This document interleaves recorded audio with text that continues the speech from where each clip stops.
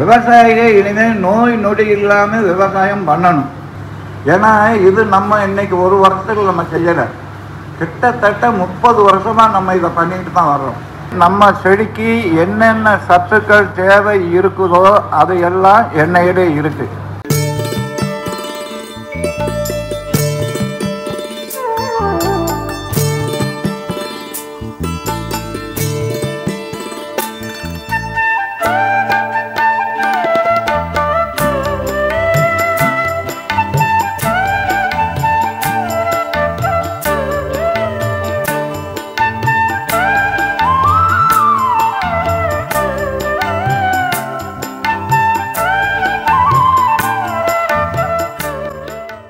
அனைவருக்கும் இனிய காலை வணக்கம். விதையின் விதியை ஆராய்ந்து கள்ளம் கபடமற்ற மனம் எளிய வாழ்க்கை முறை உரிதாக்கி உலகிற்கு அன்னம் வழங்கும் மானுட குலத்தின் முதல் விஞ்ஞான விவசாயிகளை வணங்கி வரவேற்கிறோம். விவசாயத்தின் செழிப்பு, விவசாயங்களின் வளர்ச்சி, இதை இரண்டை மட்டுமே தன் வாழ்நாளில் லட்சியமாக கொண்டு எண்ணற்ற சவால்கள் பலவிதமான இடர்பாடுகளையும் தாண்டி நித்தமும் பல்வேறு ஆராய்ச்சியை மேற்கொள்பவர் எங்கள் ஐயா. அவர் கூறும் அறிவியல் கூற்றுகள் விஞ்ஞானிகளை சிந்திக்க வைக்கும். விவசாயத்திற்கு ஒரு புதிய இயந்திரமோ புதிய தொழில்நுட்பமோ தேவைப்படுகின்ற சூழ்நிலையில் அது எங்கிருந்தாலும் 1000 கிலோமீட்டர் என்றாலும் அயராது தானே பயணம் செய்து அதை அறிந்து செயல்படுத்தி அதிலும் புதுமையை புகுத்தி வெற்றி காண்பவர். உழைப்பிற்கு உன்னதத்தையும் விவசாயத்தின் மகத்துவத்தையும் உணர்த்தி எங்கள் அனைவரையும் நம் அனைவரையும் ஒரு புதிய பாதையில் அழைத்து செல்லும் எங்க ஐயா அவர்களை இருகரம் கூப்பி வணங்கி வரவேற்கிறோம்.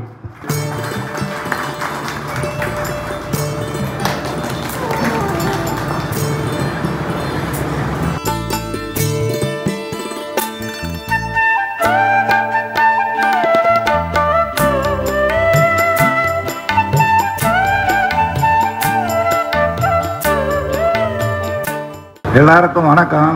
இப்போ உங்களுக்கு மெயினான டவுட்டு ஏதாவது இருந்ததுன்னா ஒட்டு மொத்தத்துக்கு சொன்னீங்கன்னா அதை பற்றி பேசலாம். என்கிட்ட வந்து சொன்னாங்க என்ன வேலை செய்யுமென்னு சொல்லி சொன்னாங்க. அதை பற்றி நீங்கள் கொஞ்சம் விவரமாக சொல்லிடணும்னு சொன்னாங்க. அதாவது நம்ம செடிக்கு என்னென்ன சத்துக்கள் தேவை இருக்குதோ அது எல்லாம் எண்ணெயிலே இருக்குது.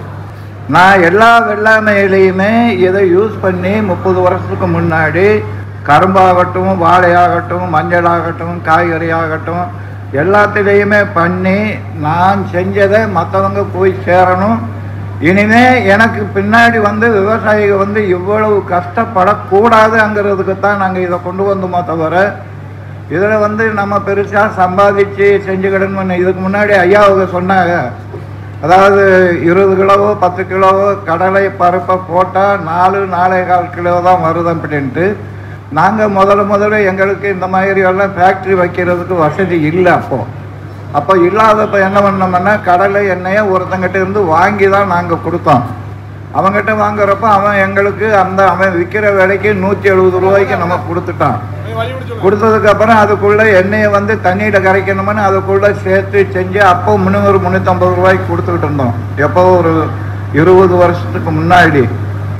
இப்போ அதுக்கப்புறம் அதில் வந்து ஐயாவுக்கு சொன்ன மாதிரி 2 கிலோ பருப்பு இல்லை 2.25 கிலோ இல்லை 2.5 கிலோ பருப்பு போட்டால் தான் 1 லிட்டர் எண்ணெய் வரும்.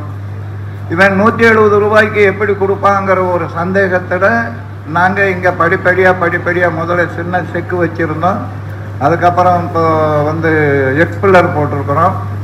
போட்டு சுத்தமான எண்ணெயில் எவ்வளவு கொழுப்பு சத்து இருக்குதோ அவ்வளவு உங்களுக்கு செடி வளரும். கொழுப்பு சத்து கம்மியாக இருந்ததுன்னா செடி வளர்கிறதுக்கு வாய்ப்பு இல்லை, அதில் சத்துக்கள் கம்மி. இப்போ நான் இதை எதுக்கு சொல்ல வர்றேன்னு சொன்னோம்னா தயவு செஞ்சு மன்னிச்சுக்கிடணும் எல்லாருமே. அதனால் நீங்கள் தான் கொஞ்சம் விழிப்புணர்வாக இருந்துக்கிடணும். கூடியமான வரைக்கும் உங்களுக்கு எந்த டவுட்டும் இதில் வேண்டாம். ஏன்னா இது நம்ம இன்னைக்கு ஒரு வருஷத்துக்கு நம்ம செய்யலை, கிட்டத்தட்ட 30 வருஷமாக நம்ம இதை பண்ணிட்டு தான் வர்றோம். எண்ணெயை கூட முதல்ல நீங்கள் எண்ணெயை விட்டீங்கன்னா பூமியே கெட்டு போகும்னு சொன்னாங்க. இது பூமி லூஸ் தான் ஆகுது. இப்போ எங்கள் நிலத்துலலாம் நீங்கள் நடந்து பார்த்தீங்கன்னா பஞ்சு மெத்தட் நடந்த மாதிரி தான் இருக்கும், கெட்டியாக இருக்கவே இருக்காது. அவங்க என்ன சொல்கிறாங்கன்னு சொன்னோம்னா நீங்கள் எண்ணெயை விட்டீங்கன்னா பூமி கெட்டியாயிரும் அவங்க சொன்னது. அதனால் நான் என்ன சொல்கிறேன்னு சொன்னோம்னா, உங்களுக்கு எது நல்லதாக படுதோ, விவசாயம் பண்ணிக்கிடுறதுக்கு எது நல்லதாக படுதோ அதை வாங்கி நீங்கள் யூஸ் பண்ணிக்கிடலாம். உங்களுக்கு எந்த விதமான டவுட்டும் வேண்டாம். உங்கள் டவுட்டெல்லாம் எங்கள் தலைமையில் போட்டுக்கிட்டு நாங்கள் பாரத்தை சுமந்துக்கிட்டு இருக்கோம். மித்த கம்பெனி மாதிரி கிடையாது. போய் கேள்வி கேட்டு அவங்க பதில் சொல்லி நம்ம எழுதிக்கிட்டு போகிறது அந்த வேலையே வேண்டாம் உங்களுக்கு. நீங்கள் செய்ய வேண்டிய வேலையெல்லாம் என்னன்னு சொன்னால், இந்த தடவை வந்திருக்கிறீங்க, உங்கள் பேரெல்லாம் அவங்க குறிச்சிக்கிடுவாங்க, நீங்கள் எந்த வாங்கிட்டு போகிறீங்கிறதும் குறிச்சிக்கிடுவாங்க. அடுத்த தடவை நீங்கள் அங்கேருந்து ஃபோன் பண்ணாங்கன்னா உங்கள் ஹிஸ்ட்ரி எடுத்து பார்த்து இவர் பலாமே தான் வாங்கிட்டு போயிருக்காரு, இவருக்கு இதுதான் தர முடியும் அப்படின்ட்டு நாங்கள் சொல்லி வச்சுருக்குறோம். அது பிரகாரம் கொடுப்பாங்க. அந்த டவுட்டு உங்களுக்கு ஒன்றும் வேண்டாம். இன்னொரு பெரிய விஷயம் என்னால் நான் சொல்ல முடிஞ்சது, நம்ம முயற்சி பண்ணிட்டு தான் இருக்கோம், இல்லைன்னு சொல்லலை.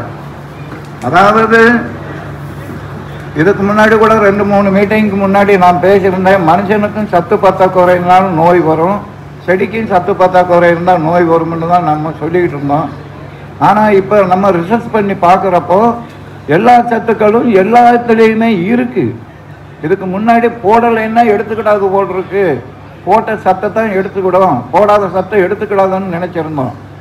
இப்படி நம்ம ஒவ்வொரு மாதமும் ஒவ்வொன்றா கண்டுபிடிச்சி விவசாயிகள் இனிமேல் நோய் நொடி இல்லாமல் விவசாயம் பண்ணணும். நோய் நொடி வந்தால் தான் நீங்கள் மருந்து அடிக்க போகிறீங்க. அதுக்கு நோய் நொடியே வரலைன்னா மருந்தே அடிக்கிறதே கிடையாது. நம்ம என்ன செய்கிறோங்கிறது தான் இப்போ நம்மளுடைய பிரச்சனையே. அதனால் நீங்கள் எதை பற்றியும் கவலைப்பட வேண்டாம், நாங்களே பண்ணுறோம். நீங்கள் பண்ண வேண்டிய வேலையை நாங்கள் பண்ணுறோம். பண்ணி பார்த்து அது நல்லா வந்துச்சுன்னா உங்களுக்கு சொல்ல போகிறோம், நீங்களும் வந்து பார்க்க போகிறீங்க.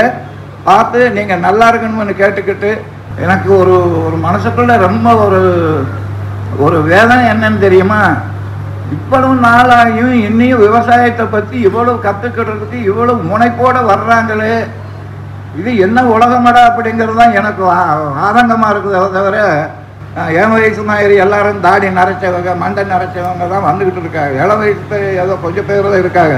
இவ்வளவு நாளாயும் ஒன்றும் கற்றுக்கலைங்கிறது தான் என்னுடைய பிரச்சனை. அதுக்காக நான் கற்றுக்கிட்டேன், நீங்கள் கற்றுக்கலைங்கிறது நான் உங்களை குறை சொல்லலை. நம்மளுடைய வேலை இது. நீங்கள் இங்கே இல்லை, எங்கே இருந்தாலும் சரி, விவசாயத்தை பற்றி நல்ல கருத்துக்கு நல்ல இடங்க நல்ல மகசூல் வர இடத்துக்கு போய் கற்றுக்கிட்டு நீங்கள் உங்கள் பிள்ளைய அவர்களுடைய பிள்ளைய தலைமுறைக்கு விவசாயம் வாழணும்னு கேட்டுக்கிட்டு என்னுடைய சிற்றியை முடித்துக்கொள்கிறேன். நன்றி, வணக்கம்.